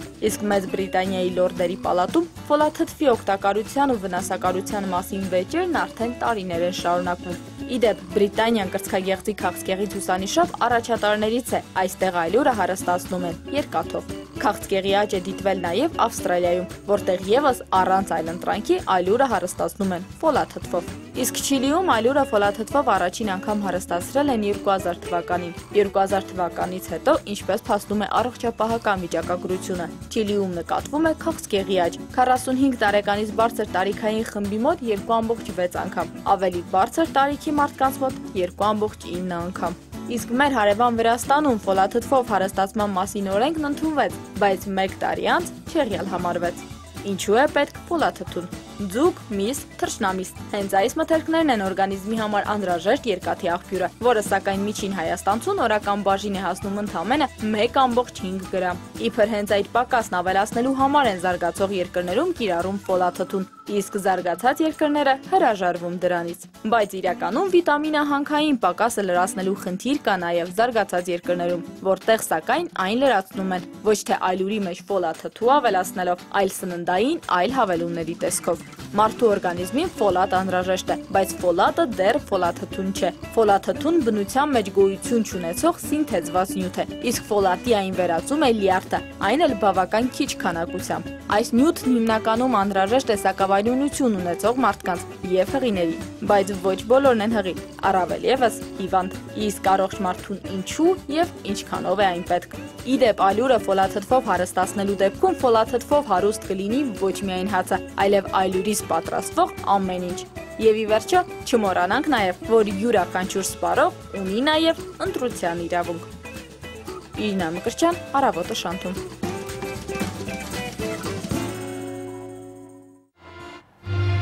Ահա, այսպիսի բաներ։ Այո, հետաքրքիր։ Լավ, կարծում եմ շատերը կամաձայն են, որ ուտելու ընթացքում մեզ մոտ ընդունված է ջուր նաև խմել։ Ինչքանով է դա ճիշտ եւ ինչ հաճախականությամբ պետք է խմել սնվելուց առաջ եւ հետո։ Ջրից մենք հարուստ երկիր ենք, մեր ջուրը հրաշալի է, պարունակում է շատ լավ միկրոէլեմենտներ, աղեր եւ կարծում եմ ջրի օգտագործումը շատ կարեւոր է օրգանիզմի համար, քանի որ մեր մեծ մասը օրգանիզմի ամբողջ դա հենց ջուրն է։ Ուղղակի ուտելու ընթացքում չարժե, ինչու որովհետև մենք ջուրով նոսրացնում ենք աղաթթուն եւ ծանրացնում ենք մարսողությունը, մի փոքր ավելի խոչընդոտում ենք նորմալ մարսողությանը։ Նիհարող անձանց համար խորհուրդ է տրվում կես ժամ 40 րոպե շուտ 2 բաժակ ջուր խմել։ Նախ ինքը նվազեցնում է ծավալը սննդի, որը մենք հետագայում կուտենք, բացի դրանից չի ծանրացնի մարսողությունը։ Եվ ամենակարևորը առավոտյան բոլորս սարքենք օրենք, արտանալուց հետո 2 բաժակ ջուրը հրաշալի միջոց է մեզ մի փոքր ավելի լավ տոնուս հաղորդելու։ Աղբերի ջուր, սովորական։ Սովորական ջուրը մենք այն եզակի երկրներից ենք, որ հնարավորություն ունենք սորակի ջուր օգտագործելու։ Ոչինչ, քիչ է մնացել, շուտով դա չի։ Եթե մենք չունենք ինչ-որ հատուկ նախազգուշացումներ, մենք հանգիստ կարող ենք օգտագործել, տալ երեխաներին չմտածելով, որ դա ինչ-որ խնդիր կառաջացնի։ Բայց այն շատ համեղ է ջուրը մեր։ Վերադառնանք էլի ֆոլաթթվին, կան հացեր, որոնք որ արվում են այսպես բնական ցորենից եւ բավականին թանկ են, հա, եւ կան հացեր այսպես որի մեջ արդեն ավելացվում է, հա։ Չկա, այո, ինչու, որովհետև թանկ իմաստը թանկության ինչու՞մն է, չմշակված ցորենը պարունակում է մեծ քանակով B խմբի վիտամիններ, նույն ֆոլաթթուն դրանցից մեկն է։ Եթե մենք մշակում ենք ալյուրը, որակը բարձրացնում ենք, ախորժելի սպիտակ տեսք ենք հաղորդում, ավելի փչված տեսք ունի, նա չունի որևէ վիտամինային արդեն որպես սննդաբան, ասենք որպես գիտնական, որպես մասնագետ, բժիշկ, այդ ֆոլաթթուն իսկապես այդքան կարևոր է մեր օրգանիզմի, որ պետք է ամբողջ հացը։ Ֆոլաթթուն շատ կարևոր է միանշանակ, բայց ես կարծում եմ, որ համատարած, դա իմ կարծիքն է, միգուցե չգիտեմ։ Դա ճիշտ է, ձեզ եմ հաշվում ձեր կարծիքները։ Ես կարծում եմ, որ համատարած ավելացնելը կլինի սխալ, բացի ֆոլաթթվից, այնտեղ ավելացվելու է երկաթ, որը որ կունենա շատ ավելի լուրջ խնդիրներ, որտեղ անձին կան, որոնց ավելցուկ երկաթը կարող է լուրջ խնդիրների առաջ կանգնեցնել։ Այդ դրա հետ կարելի է ասել, դա միգուցե արվում է նաև նրա համար, որպեսզի այն հացը, որը որ մաքուր ցորենից է, ավելի թանկ վաճառեն մեզ վրա։ Կամ միգուցե ֆոլաթթունը ավելի մի խոսքով դասեցու վատ է գալի։ Դա ես չեմ հասկանում, ինչու՞մն է խնդիրը։ Մենք ունենք կանաչ ազգիներ, հրաշալի։ Կան երկրներ, որտեղ կանաչ եղենը, բանջարեղենը չկա, բայց մենք այդ ամեն ինչ ուտում ենք, նույն ֆոլաթթուն հանգիստ կարող ենք ստանալ այնտեղից, որը շատ ավելի բնական է, շատ ավելի լավ է, քան թե ավելացումը։ Երկաթը ի վերջո մենք մսակեր ազգ ենք, որևէ խնդիր նաև երկաթի հետ չենք ունենում, որովհետև շատ քիչ անձին կան, որոնք վեգանությամբ են զբաղվում կամ չեն ուտում, հանում են միսը եւ երկաթի դեֆիցիտներ են ունենում։ Իսկ եթե անձ իրոք ունի ինչ-որ խնդիրներ, ես կարծում եմ, որ պետք է պրոֆիլակտիկ բժշկության վրա մի փոքր ավելի ակցենտը դնել, ստուգել, եթե անձը կամ կինը, որ պատրաստվում է բալիկ ունենալ, ունի իսկապես դեֆիցիտ, նրան բուժական կամ պրոֆիլակտիկ մեթոդով ավելացնել, ոչ թե դա ավելացնել համատարած, առանց մտածելու, ասելու, թե անձը օգտագործում է դա, չի օգտագործում, ունի խնդիր, չունի խնդիր։ Ես կարծում եմ այդպես կլինի ճիշտ։ Ես արդեն մի քանի սնդաբան եմ, որ դրա մասին ասում եմ, ուղղակի ստեղից երևի թե վատ հոտ է գալի, ինչ որ մեկ ուզում է մի քիչ փող աշխատի, դրա ինչ չլինի։ Աշխատենք։ Մենք ամենայն դեպքում հացից կհրաժարվենք, ուղղակի տեսնեմ այդ ում եք ծախելու այդ փողը։ Մենք ավելացնում ենք, նաև փոքր ծանրացնում եմ արսողությունը, հատկապես երկաթ։ Դե թող իրանքերով տեն, օքեյ։ Ծանրանում, մենք ավելի մեծ վատ կզգանք։ Կարծում եմ չգիտեմ, դա իմ կարծիքն է։ Շնորհակալություն ասորոքների համար իհարկե։ Թող մենք խոսենք նաև միզաբուրությունից, բայց մի քիչ շոկ է դրա մասին խոսելու։ Չի, իսկապես շնորհակալություն եք այդմ դեպքում ընկալվելու համար եւ լավ խորհուրդների հաճելի օրենք ձեզ մաղթում։ Հիշեցնենք, որ մեր հյուրն էր սնդաբան Աննա Մարտիրոսյանը։ Շնորհակալություն։ Իսկ մեր եթերում Կարճատև Գովազդ է։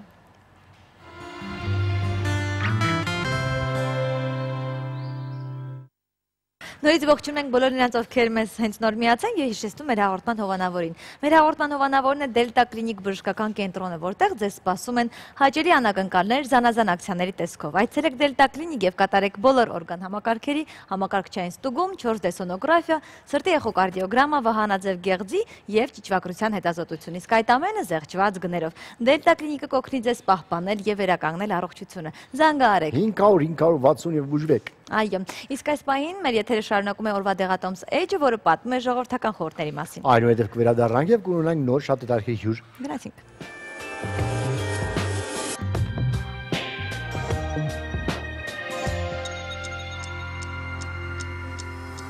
Հայկական ծիրանի անմահական համի եւ օգտակարության մասին ամբողջ աշխարհը գիտի։ Այս անգամ եւս մենք Մարիամ Վահանյանի հետ անդրադառնալու ենք ծիրանի օգտակարությանը։ Բարև ձեզ։ Բարև ձեզ։ Այս սեզոնին արդեն ծիրանը արդյոք պարունակում է այն բոլոր վիտամինները, որ առկա են ծիրանում։ Իհարկե, դա կախված է ծիրանի տեսականուց, որովհետև բոլորս գիտենք, որ հայկական ծիրանը իր տեսակներով բազմազան է։ Ծիրան կա հենց հիմա նույնիսկ, որը մենք բերել ենք շատ քաղցր է վաղգարնանը, դեռ մնացած իսկական այն մենք հրաշալի շալախ սորտը, որ ասում են շալախ տեսակը չի եղել, բայց կա ուրիշ տեսակի ծիրան, որ եւ անհամ է, եւ շատ քաղցր, եւ բացի այդ ծիրանը անհրաժեշտ է անհամը այն մարդկանց, որոնք ունեն շաքարային հիվանդություններ, իսկ եթե քաղցր է, իհարկե այն մարդը, որը ունի շաքարային դիաբետի խնդիր, չպետք է օգտագործի չարաշահի ծիրան, որովհետև իհարկե ծիրանի շաքարը, ծիրանի մեջ պարունակվող շաքարը քաղցր տեսակի մեջ բավականին մեծ է։ Տիկին Վահանյան, ժողովրդի մոտ կա տարածված կարծիք, որ եթե սև պուտիկները շատ են, ուրեմն այն ավելի քաղցր է։ Դա կախված է մշակովից, մշակից։ Եթե սրսկումները ժամանակին է անում, եթե պայքարը միջատների դեմ ժամանակին է անում, եթե իհարկե կարկուտ չի լինում, եթե իհարկե բնությունը շատ բարեհամբույր է լինում բոլորիս հանդեպ, յուղացու հանդեպ, ծառների հանդեպ նույնպես, ապա այդ դեպքում մեր ծիրանը լինում է լրիվ, հրաշալի, գեղեցիկ եւ մաքուր, առանց պուտիկների։ Ծիրանի մեջ կա B խմբի վիտամիններ եւ B-ն բոլորս գիտենք, նյարդային հիվանդներին բոլորին խորհուրդ է տրվում եւ կարելի է ասել ծիրանը նաեւ սրտի համար է անփոխարինելի, որովհետեւ կալիում, կալցիում, նատրիում բավականին շատ է եւ եթե անգամ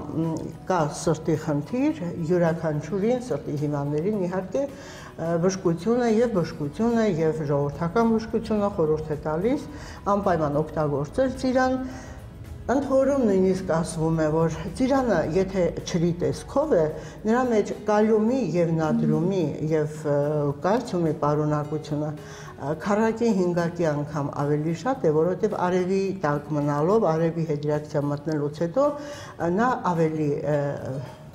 շատացնում է վիտամինների քանակը եւ ավելի օգտակար դարձնում։ Ծիրան եւ փորլուծություն այս երկու բառերն ինչ կապ ունեն իրար հետ, որովհետեւ հաճախ են ծիրանը կապում փորլուծության հետ։ Ուրեմն ծիրանը անպայման օգտագործում են եւ եթե կա փորկապություն, անպայման վերացնում է փորկապությունը, բայց եթե ծիրանը օգտագործում են սոված վիճակում եւ վրայից խմում են սառը ջուր անմիջապես, ապա փորլուծությունը պատրաստ է։ Իհարկե ծիրան չի կարելի օգտագործել երբ սոված ես, որովհետեւ եթե սոված փորին են օգտագործում, այնտեղ առաջանում է գազեր, փքվածություն եւ ծիրան ծիրանը չի կարելի օգտագործել այն ժամանակ, եթե օգտագործում ենք սնունդ, որ դժվարամարս է օրգանիզմի կողմից։ Դրա համար պետք է ծիրանը օգտագործել սնվելուց հետո, բայց դյուրամարս սնունդ օգտագործելուց հետո։ Ծիրան չի կարելի օգտագործել այն մարդկանց, որոնց կա աղիների ստամոքսի խնդիր, եթե կա խոց, եթե կա լորձաթաղանթի բորբոքում, պետք է զգուշորեն օգտագործել եւ կարելի ասել ծիրանը կարգավորում է ներվային համակարգը, սիրտանոթային համակարգը, խոլեստերինը վերացնում է, տրոմբները վերացնում է եւ ուզում եմ նաեւ խորհուրդ տալ այն մարդկանց, որոնք հիվանդ են կամ հյուծված եւ դիմադրողականությունը ընկած, ապա ծիրանը անպայման անհրաժեշտ է նրանց, որովհետև բարձրացնում է իմունիտետը օրգանիզմի եւ հակաուռուցքային է եւ կարելի ասել հեռացնում է օրգանիզմից ծանր մետաղները, թույները եւ բացի այդ ծիրանը արյան ճնշումը, եթե ճնշում ունեցող հիվանդներ են, այդ դեպքում պետք է օգտագործեն քիչ քանակությամբ, որովհետև քաղցր օգտագործելուց շաքարը կարող է բարձրացնել արյան ճնշումը։ Ես կոչ եմ անում այն մարդկանց, որոնց մոտ կա խնդիր եւ սակավորել այրունության եւ ուռուցքային հիվանդության եւ հետօպերացիոն շրջանում եւ իրենք կորցրել են բավականին այրուն եւ իմունիտետը ընկել է, անպայման օգտագործել ծիրան, ընդ որում ուզում եմ ասել, որ ամբողջ տարվա համար անպայման պատրաստեն տնական ծիրանի չեր, անպայման արևի տակ պատրաստված եւ իհարկե ծիրանը օգտագործում են եւ պահածոացված, եւ վարենիների, եւ ջերմերի, եւ ուղղակի որպես թարմ ծիրան ամբողջ տարին մենք սառնարաններում ենք պահում, այնպես որ ով որ խնդիր ունի, ով որ ունի սակավարյունություն կամ դիմադրողականության անկում, խնդրեմ մեր ծիրանի չիզը եւ բոլոր խնդիրները կվերանան։ Շնորհակալություն այսպիսով ծիրան շատ կերեք, բայց ոչ նախաճաշի փոխարեն եւ ոչ էլ իհարկե խորովածից հետո, իսկ մենք նոր օգտակար խորհուրդներով կմիանանք։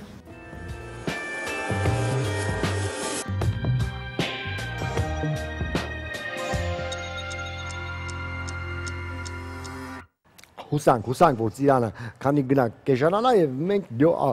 ազգովի կանցնենք ծիրանի։ Այո։ Դե սիրելի ստեղներ, այսօր խոսելու ենք ամուսնությունից, իհարկե ամուսնալուծություններից, որքանով է մեր երկրում ամուսնալուծությունը անհանգստացնող երևույթ, իհարկե։ Ես ինչ եմ խոսում, ինքն ինչ եմ խոսում։ Կիմանանք այո մեր հյուրից, սիրով ուզում եմ ներկայացնել մեր հյուրին, ազգային վիճակագրության ծառայության մարդահամարի եւ ժողովրդագրության բաժնի պետ Կարինե Կոյումջյանն է մեր հյուրն, բարի առավոտ։ Բարև ձեզ։ Սերգեյ ջան։ Հետարքիր, ինչ տվյալներ կան, հա, հիմա ավելի շատ ամուսնանում են, թե ամուսնալուծվում։ Ամփոփելով երամսյա ձեր տվյալները։ Նախ շնորհակալություն հրավերի համար, ուրեմն ասեմ, որ առաջի երամսյակի ամփոփման արդյունքում հանրապետությունում արձանագրվել են ուրեմն ամուսնության 4346 դեպք, իսկ ամուսնալուծության 938 դեպք։ Երկու անգամ ավելի։ Ոչ միայն երկու, այլ 4 եւ մի քիչ էլ ավելի անգամ ավել եւ սովորաբար միշտ այդպես է եղել, ասենք մեր երկրում ավելի շատ արձանագրվել են ամուսնություններ, իսկ ամուսնալուծությունները ասեմ անգամ շատ ավելի ցածր մակարդակի վրա են եղել, վերջին տարիներին որոշակի չափով աճ է արձանագրվել ամուսնալուծության քանակի եւ մակարդակի մեջ։ Եթե պատկերավոր ասենք յուրաքանչյուր մեր 1000 բնակչի հաշվով ամուսնալուծվում է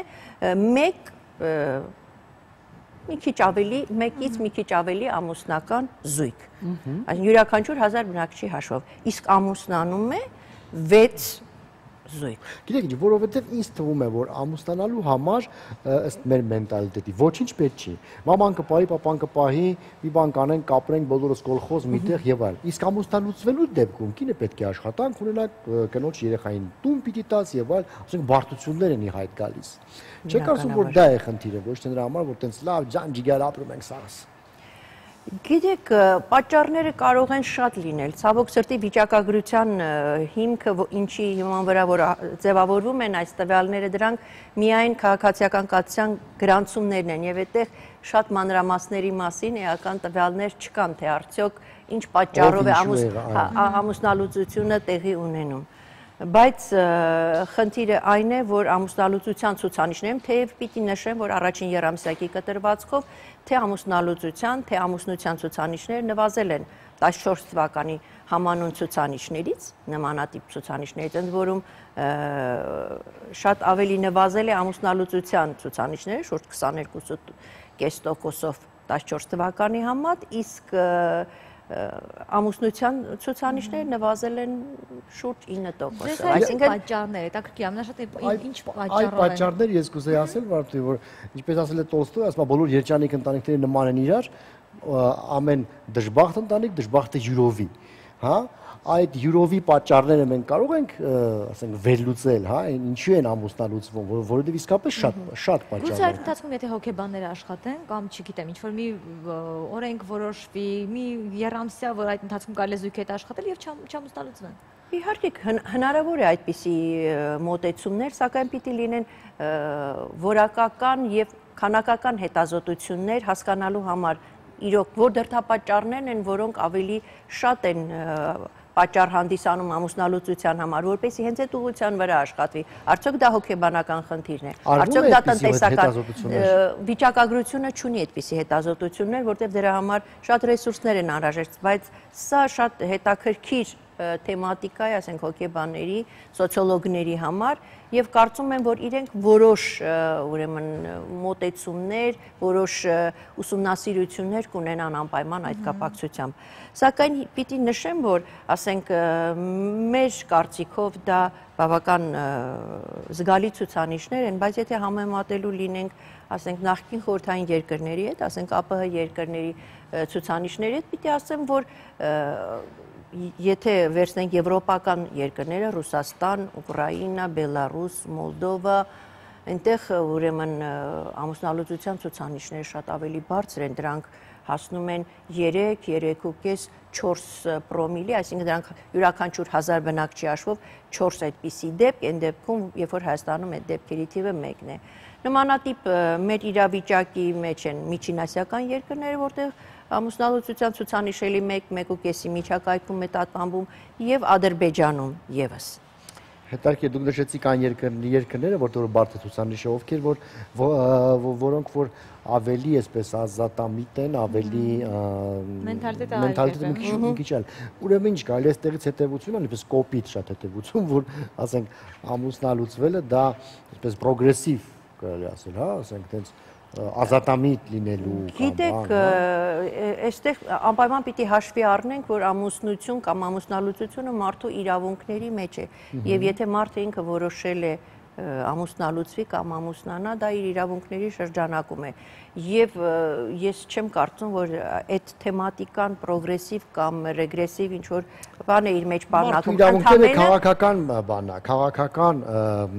միավոր է։ Ես չեմ կարծում, որ Ռուսաստանում մարդու իրավունքները ավելի լավ են պաշտպանում, քան թե մեզ մոտ։ Չէ, ուղղակի գիտեք ինչ, ասենք ես հաշվի առնելով մեր հայկական մտածողությունը, քանի որ սա վիճակագրությունը երբևէ չի կարող ֆիքսել, բայց որպես մարդ, որպես անձ, որպես բանմար, ես այսպես եմ մտածում, որ մենք մտածում ենք, որ ամուսնալուծվելուց կամ ամուսնանալուց առաջ երկարաժամկետ մտածում ենք, արդյոք դա ուրեմն վերջին կռիվն էր, թե ոչ։ Այո, իսկ ասենք սլավոնական ժողովուրդը մի քիչ այլ կերպ են մտածում, իրենք այսօր այդպես որոշեցին, իրենք նեղվեցին այս խնդրից, ամուսին այսպես չարեց կամ այնպես արեց եւ իրանք միանգամից կարող են որոշում ընդունել ամուսնալուծվելու կամ այսօր սիրահարվեցին, վաղը կարող են ամուսնանալ։ Ասենք դա պատմությունից կամ գրքերից, գրականությունից անգամ ունենք նմանատիպ հասել։ Մի քիչ էս է տարբերությունը։ Դա ես չեմ կարող ասել պրոգրեսիվ է թե չէ, բայց դա կյանքն է։ Կյանքն է, որ ասենք տարբեր ազգեր, տարբեր մարդիկ իրենց մոտեցումներում ինչպես են վերաբերվում ամուսնություն կամ ամուսնալուծություն երևույթին։ Ես կարծում եմ մենք չենք ամուսնալուծվում նաև նրա համար, որ աշխատում ենք ապրել այնպես, ինչպես մեր պապերը, մեր ծնողները եւ այլն, բայց եկեք վերլուծենք, ինչպես են ապրել մեր պապերը՝ սոված, գաղթ, անհայրենիք, դժբախտ եւ այսպես աշխարհասփյուռ, հա։ Միաժամանակ մի քանի երեխաներով։ Մի քանի երեխաներով։ Ասենք, լավ է որ մենք աշխատենք ապրել մեր պապերի նման, թե վերջապես պետք է հասկանալ, որ միգուցե այն ժամանակ այնպես է պետք, հիմա միգուցե մի փոքր ինչ-որ փոխվենք վերջապես։ Գիտեք, ես որպես անձ մտածում եմ այսպես, որ ասենք այն ժամանակ, եթե մեր պապերը այդպես են վերաբերվել,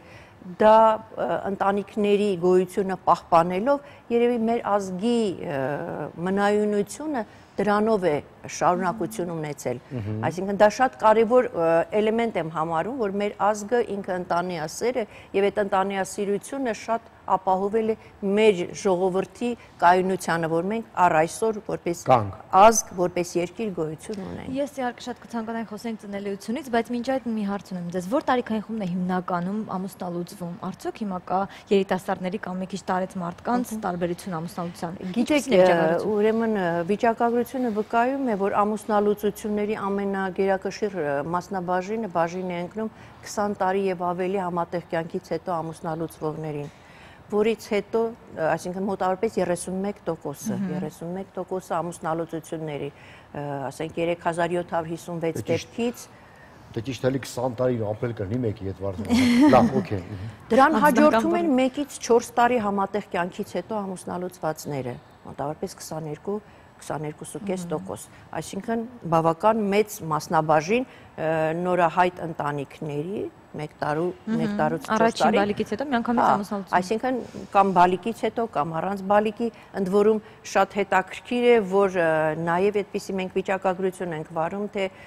արդյոք երեխաներ առկա են ամուսնալուծության արդյունքում եւ բարեբախտաբար մեծամասնությունը ամուսնալուծությունների համատեղ անչափահաս երեխաներ չեն ունենում։ Բայց իհարկե շուրջ 2600 երեխաներ, ասենք, այդ ամուսնալուծությունների արդյունքում զրկում են ծնողներից մեկի աջակցությունից կամ ասենք համատեղ բնակվելու իրավունքից։ Լավ, սա մի քիչ երկար թեմա է, կարծեմ հաջորդ անգամ կզրուցենք, իսկ ինչ կասեք ծնելիության մասին, արդյոք աճ կա, ինչ ցուցանիշներ ունենք։ Գիտեք, թեև 2014 թվականի ցուցանիշներում ծնելիության թվականակի աճ արձանագրվեց, ավելի քան 43,000 ծնունդ արձանագրվեց 14 թվականին, բայց առաջին երամսյակի տվյալներում որոշակի նվազում կա ծնելիության ցուցանիշի, ընդ որում նվազել են նաև մահացության ցուցանիշները, ինչի արդյունքում բնական հավելաճ, այսինքն ծնունդների եւ մահերի տարբերությունը որոշակի աճ ունի նախորդ տարվա համեմատ, այսինքն թեև ծնունդների ցուցանիշը որոշակիորեն նվազում ունի։ Այսինքն մեր երկրի բնական հավելաճը դեռևս տարեկան 15-16 հազարի կարգով, ուրեմն ապահովում է բնակչության ավելացումը այդ քանակով։ Իսկ քանի տոկոսն է երրորդ երեխա ունեցել, քանի տոկոսը երկու։ Սովորաբար երրորդ եւ բարձր կարգի ծնունդները մեր ամբողջ ծնունդների թվականակում կազմում են 15-ից 16% միջակայքում։ Այն պարագայում, երբ որ ասենք 90 թվականին այդ ծնունդների 30%-ը եւ մի քիչ էլ ավելին կազմում են երրորդ եւ ավելի բարձր կարգի ծնունդները։ Այսինքն մեր մոտ հաշվի առնելով, որ մի կինը իր ծնունակ տարիքում ունենում է ընդամենը 1.5 երեխա, այսինքն 15-ից 49 տարեկան միջակայքում երեխաների թվականակը 1.5 է։ Այսինքն չի վերարտադրում ամուսնական զույգը եւ դրա համար ուրեմն մեր բնակչության վերարտադրությունը լիարժեք չի կատարում։ Աշխարհում հետարքիր է կա էլի երկիր դուք վիճակագրություն ունեք այսպես մի քիչ ավելի լայն, որը 20-25 տարվա ընթացքում բնակչություն չի ավելացել, թե այստեղ էլ ենք մենք առաջինը։ Չէ, ունեն կան երկրներ, հիմա այս կոնկրետ չեմ կարող նշել, թե դա ինչ միջակայքում է եղել, բայց ասենք մեր կարգի նախկին խորհրդային երկրների սահմաններում եւս կան երկրներ, որտեղ բնակչության թվականակի նվազում կա, ասենք նույն սոցիալ-տնտեսական կամ աշխատատեղերի բացակայության դրսում աշխատանք փնտրելու եւ ընտանիք կազմելու այսպես պատճառներով պայմանավորված։ Բայց եվրոպական առաջադեմ քաղաքներում էլ հիմնականում ուշ են կազմում ընտանիք կամ քաղաքացիական կյանքով են ապրում կամ գերադասում են երեխաներ չունենալ։ Ինչպիսին է վիճակագրությունը այնտեղ, եթե իհարկե համեմատենք մեր երկրի հետ։ Գիտեք, տարբեր երկրներում տարբեր են։ Օրինակ, եթե դիտարկելու լինենք մեր նախկին խորհրդային երկրներից Էստոնիա, Լատվա, Լիտվա, այնտեղ էլ ուրեմն ծնելիության ցուցանիշները մեր երկրի նման ոչ բարձր են եւ բնակչության թվականակի նվազում կա։ ոչ թե աճ, թեև իրենք արդեն Եվրոմիության անդամ են որոշակի իմաստով։ Նորմալ ապրում եք, ինչ պրոբլեմ։ Գիտեք, երևի ամեն ինչ համեմատության մեջ է, ասենք մենք համեմատում ենք մեր երկրի համեմատ, իրենք ինչ որ ձևով առաջ են մեզնից, կամ իրենց աշխարհագրական դիրքով ավելի լավ են, բայց իրենք միգուցե համեմատվում են, ասենք, առաջադեմ եվրոպական երկրների հետ եւ փորձում են իրենց կյանքը կապել ավելի առաջադեմ երկրներում իրենց կյանքն ու գործունեությունը ծավալելով։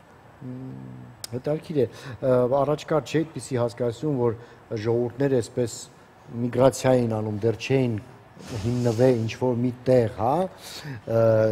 ինձ թվում է, թե հիմա հենց այդ ժամանակն է էլի կրկնվում, որ մի 2 միլիոն